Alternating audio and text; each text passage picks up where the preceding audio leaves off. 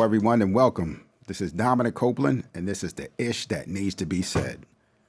And boy, oh boy, oh boy, it's been one heck of a day. It's been that day. We all know what that means, that day. Had to rush in, still got my coat on, make it to the studio, everything in the way possible that you can think of. Just take a minute, get myself together.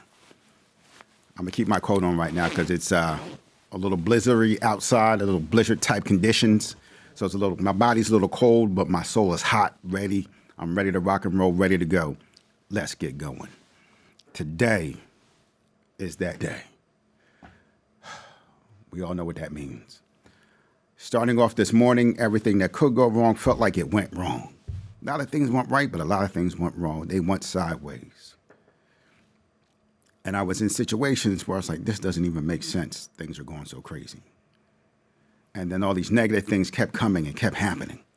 You know, stuff I had just started breaking. I'm like, what is going on? I walked into the room that I was in. It smelled like nothing but fumes. It was super hot. I opened up the window. Then a snowplow came and it broke down in front of the window. And they were trying to fix it for over an hour. And as they were doing it, it was just spewing nothing but fumes into the room. So I had to close the window, bear with the heat and the fumes coming from the radiator that was in there. That's 100 plus years old.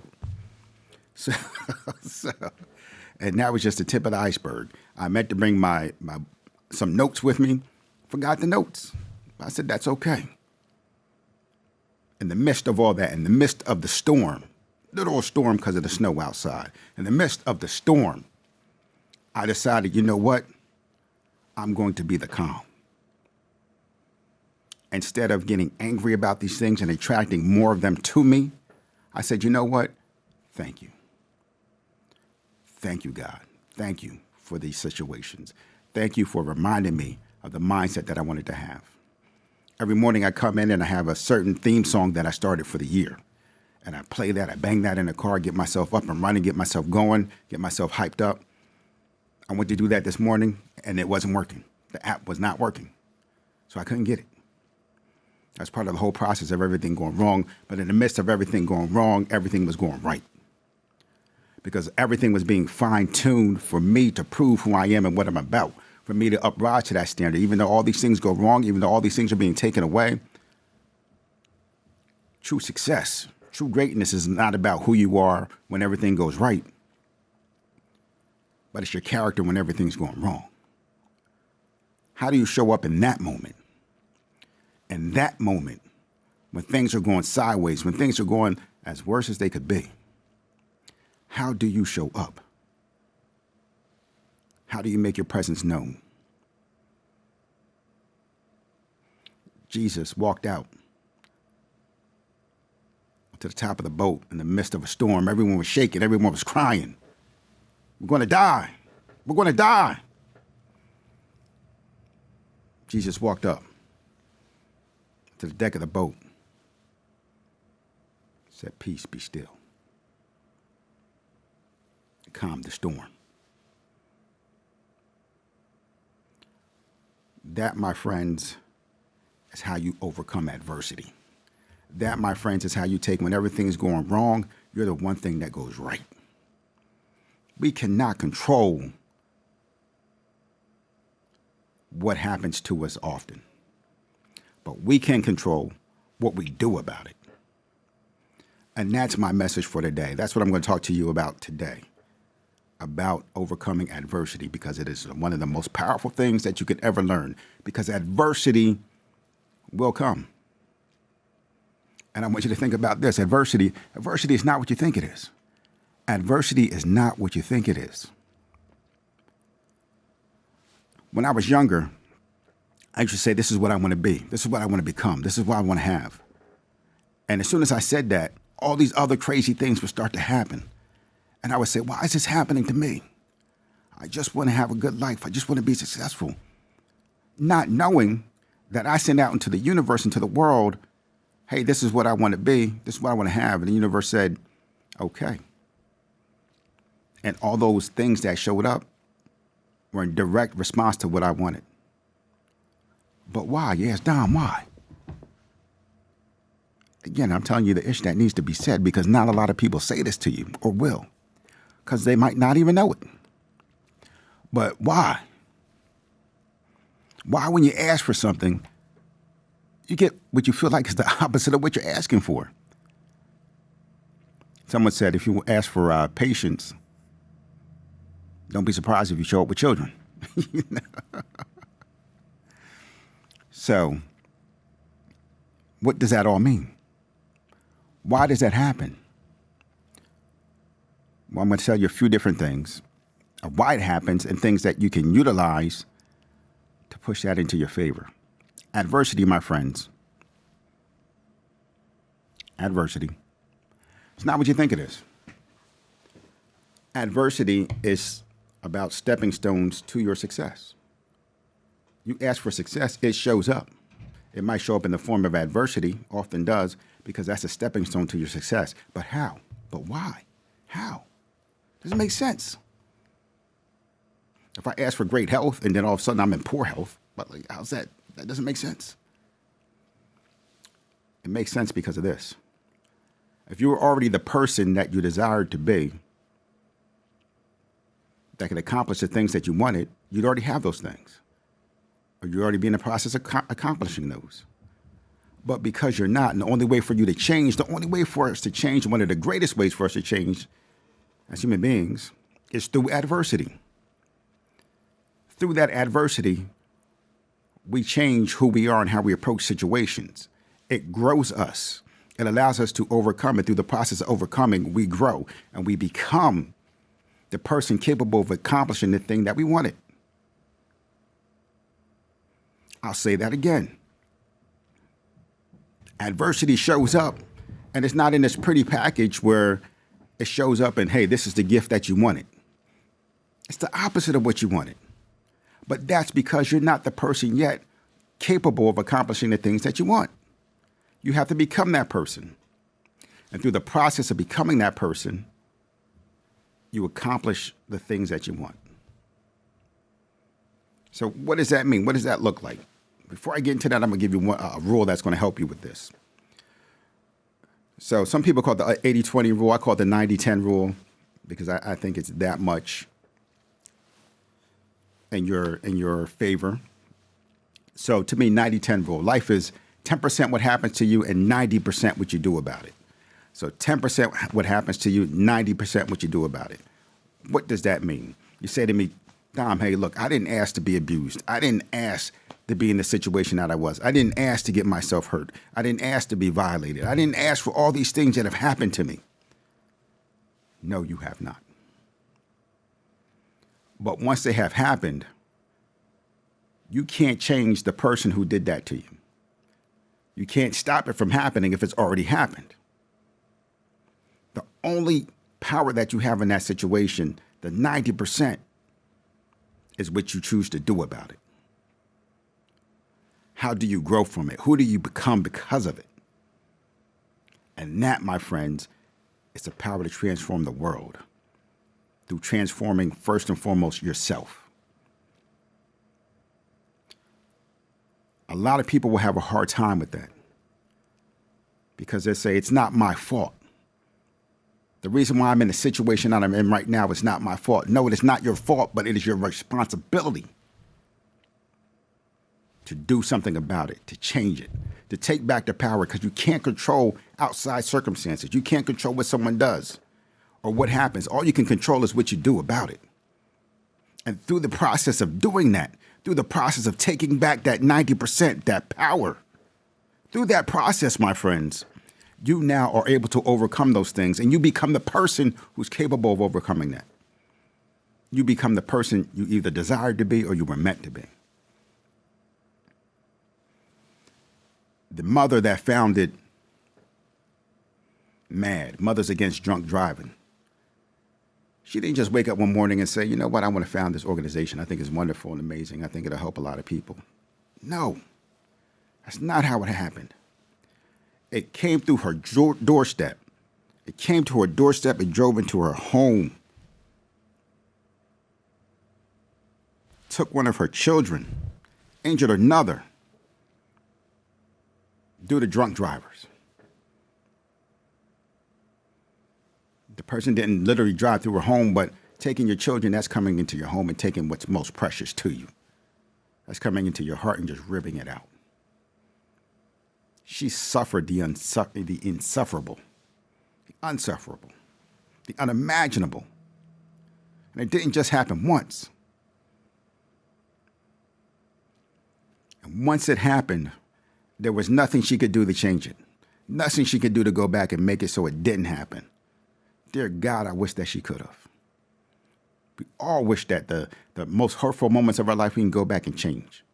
But we do not have that power. We are not gifted with that. But we are gifted with that 90%. What do we choose to do about it? This woman took all that grief, all that pain, and she channeled it into Mothers Against Drunk Driving.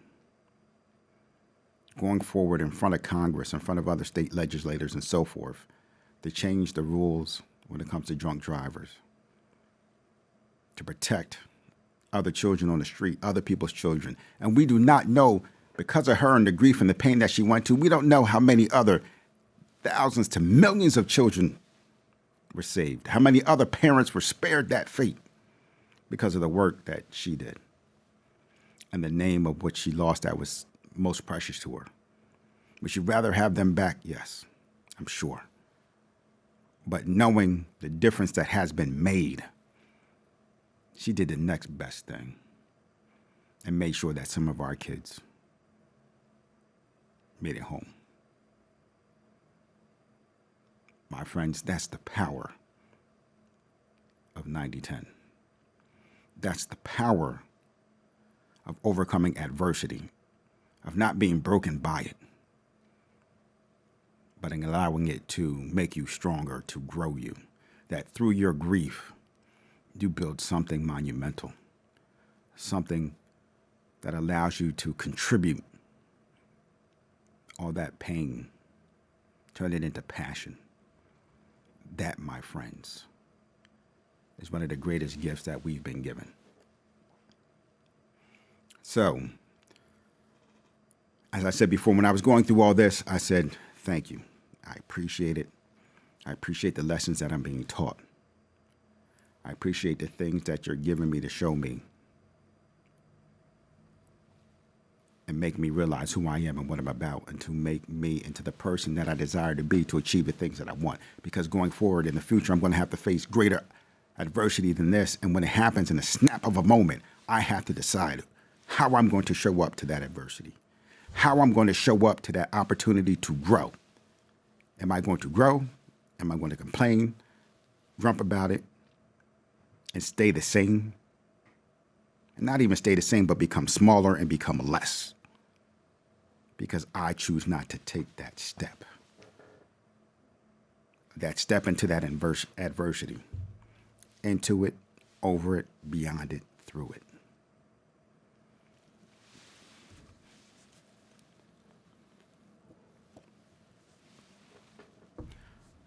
My friends, every day, sometimes every moment of every day, depending on how that day is going, we have that opportunity. We have the opportunity to exercise our power over the world around us. Oftentimes we choose not to. We sink back into the lowest common denominator, into where it's safe, into complaining, into woe is me. Look around at our world today. All the things that are happening and occurring. State of our government, state of laws that impact us on a daily basis, the state of our jobs and economy. All those things have been allowed to get to the point that they were because we have acquiesced that 90%.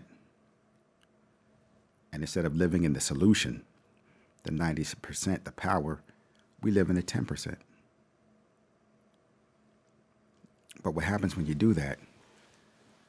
You give away your power. So now the numbers flip. So now life becomes 90% what happens to you, and 10% what you do about it. You're giving away your power. You're relying and waiting on someone else to show up to make the difference. Someone else to show up to do something about it, to make the change. But no one else can show up if you don't show up. Someone's got to show up. Show up. And what was the poem by Marianne Williamson? By allowing our lights to shine, we allow others the courage to shine their lights.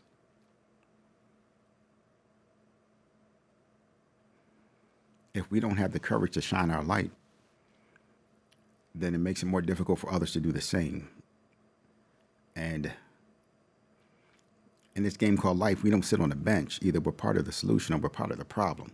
Sitting on the bench is part of the problem, my friends, because you're enabling the things that you don't want to see, the things that we don't want to have as a society.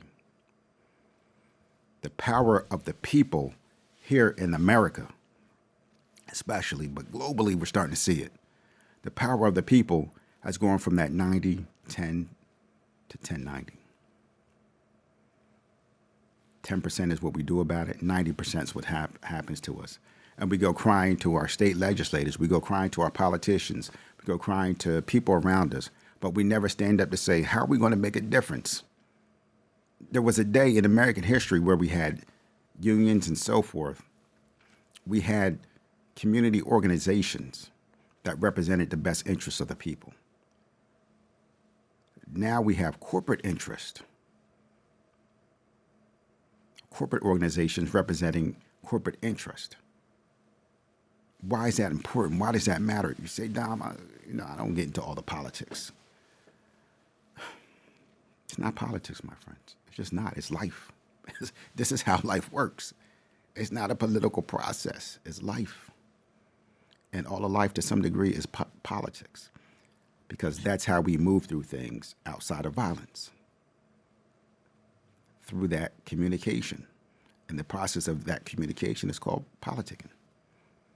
I grew up in the hood, we call it politicking. We're talking to each other, talking about what's going on, what's happening. It's politicking, right? So that whole process is called politicking.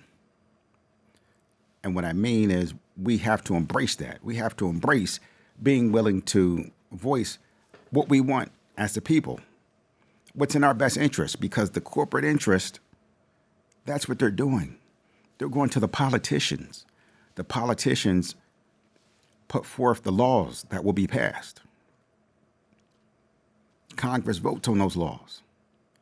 President signs off on the laws. And then they become, from laws proposed to actual laws enacted. I don't know how many of you watched or saw, but there was a whole thing that happened during the pandemic with GameStop. GameStop was a store located in mostly the malls, and they were going out of business, not doing well, and there was a bunch of corporations that had, in the stock market, bet against them, that the company would do bad. So, and the more they put in, even if the company's doing well, if you have another, some of these hedge funds have billions of dollars. So if they put billions of dollars into a position, they can actually move that stock the way they want it to go, up or down. So if they put in billions of dollars against your success, even though you might be a well-run company, it's going to be hard for you to overcome that.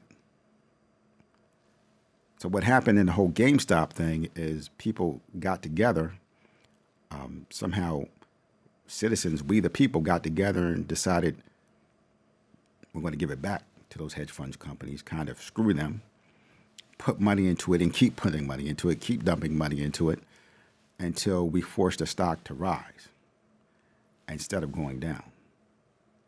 So all of a sudden you have hedge fund companies betting against it. Then you have people pouring in tons of money as well to bet for it and its success. And you start to see it skyrocket. They call it going to the moon. And all of a sudden you see a stock that was worth, $20 be worth $300 or more. Now that's creating billions of dollars right there for people. And the same thing sort of happened with AMC. To a degree, it didn't go to the moon, but at some point I think it was up to $60. and it had been at one point down to $12 or something. It went up, and then now it's all the way back down to I think $5 or $6. So we see what happens there. But the most important part of that is this. So hedge fund companies that had invested in that, a lot of them were in trouble. So they got their friends from other hedge fund companies to come lend them money, help bail them out. And then to ensure that it wouldn't happen again, they went to who? The politicians. And proposed new law or wrote new law that the politicians just passed along. There's been examples of politicians getting money, getting laws from think tanks and just passing those into Congress to such a degree that the header from the think tank was still on there, still on the paper and the proposal. So we see how this process works. So they went in, proposed new laws and everything else to hedge themselves from ever being in that position again. My friends, they don't compete.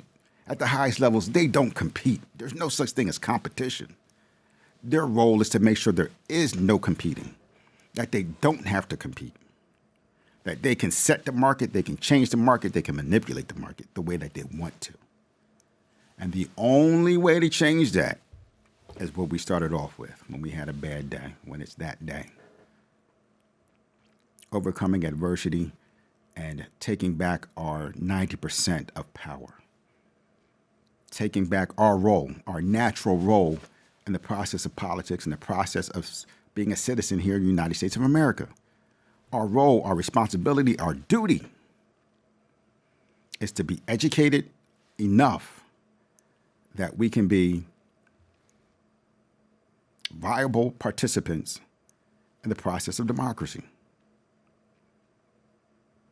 We are not educated enough. We do not understand our role as citizens. We do not understand what democracy is. We do not understand what economics is and how that impacts us and how our system actually works. Our system of economics actually works. So when people say things to us like, hey, we want a free market economy, an economy where the government's not there making up laws so that we can compete. There's no competition, my friends. Maybe country to country, there might be some, but here within the country, between the companies, there's companies that have gotten in trouble, oil companies that have gotten in trouble for price fixing, meaning CEOs of those companies. And this, everything I said it's verified. It's on the books. It's on paper. You can go find it from the government. Not stuff, that crazy stuff that I'm saying and making up. It's stuff that happens, has been happening, been verified, and they've been fined for billions of dollars. So oil companies, CEOs got together. Hey, what are we doing, guys? Why are we competing against each other? Doesn't make sense. We can all get paid. Let's do this. Let's set the price for the market, what it's going to be. Say, whatever, $3. Say it's $3. I'm not going to dip, 10 cents below that. You shouldn't dip 10% below that. You as well, okay? But we'll stay there. We'll keep the market up high because it's not costing us anywhere near that much per gallon. And we'll all get paid. And then anytime there's an economic crisis, we can always, because of this crisis, increase the rates. I mean, have you ever noticed that you go to, so oil's a commodity. So commodities fluctuate. There's different prices. Everyone's buying at different prices. People that have it themselves, set the market as far as how much they're selling it. There's the things that go into it. But when you go to the gas station, just about every gas station is the same price. Like, this doesn't make sense. Or you have gas stations, have a gas station on this corner, that corner, that corner. All the same pricing or close to it. How is that possible? You all paid the same price for it? You all got it from the same place? No, they don't compete. They said, you know what? Why would we compete against each other when we can just set the market, drive the market, and make huge profit margins? We're seeing that now more and more. When you go from having the small mom and pop companies and so forth, to these large conglomerate corporations, the more that you have less options, the more you're going to find yourself in economic trouble. Because now, if I control the market, if you have to come and get everything from me, I can charge you whatever I want. This pen was 10 cents. Cost me 10 cents to make it, let's say. I control the market on pens. So guess what? You come to buy this pen from me, $20 a pop. So I control the market on all pens. Every pen now is $20 a pop or higher if they're specialized pens, quote unquote. That's what we're seeing happening more and more and more. When we allow these companies to consolidate, to merge, the less that there are, the bigger they become. Like Barack Obama once said, too big to fail. If you're too big to fail, then you're too big to be in business, right? But too big to fail is they make themselves an economy unto themselves. So if they fail, they'll take that whole sector of the economy. So there's no diversification. There's no safeguards anymore. And if they want to set the market as high as possibly, then that's what they'll do. I heard of an online company recently that we all know of, that we all probably use.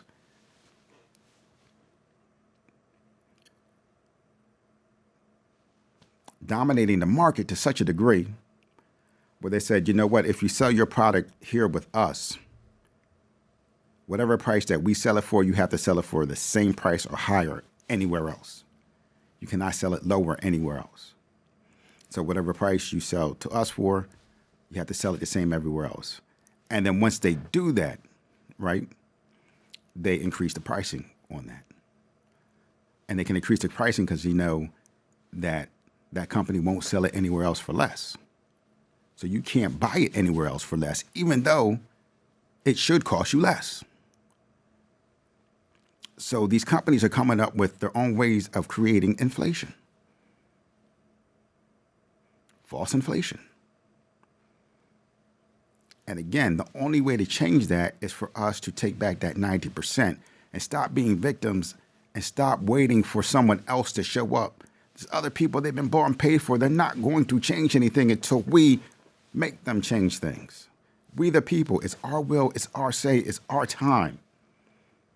As Barack Obama said, we're the ones that we've been waiting for. I look around what Danny Ainge said back in the day. I think it was it was Rick Pitino said back in the day for the Celtics. Larry Bird's not coming through that door. The person that we're waiting for to save us is not going to come save us.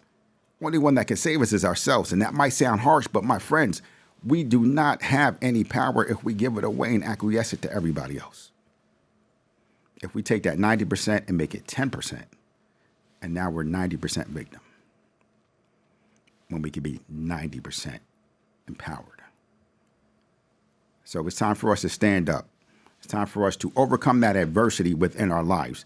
So the bad things that happen aren't the bad things that are happening against us. They're the things that are happening for us, even though they may break us in some ways. If we allow that adversity, it will make us and allow us to transform ourselves and transform the world.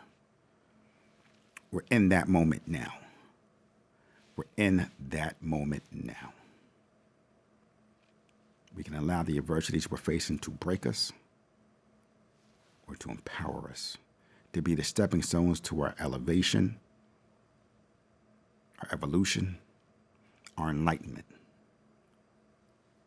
Now is the time. This is the place. We are the ones that have been chosen to do it. It's time to step up, my friends. My name is Dominic Copeland, and this is the ish that needs to be said.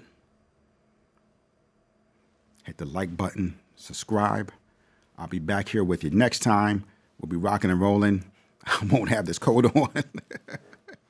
And the day will be the day that I made it no matter what happens. All right? Say that to yourselves. Today will be the day that I make it no matter what happens. Today is a great day. Today is a great damn day. God bless you. Talk to you soon.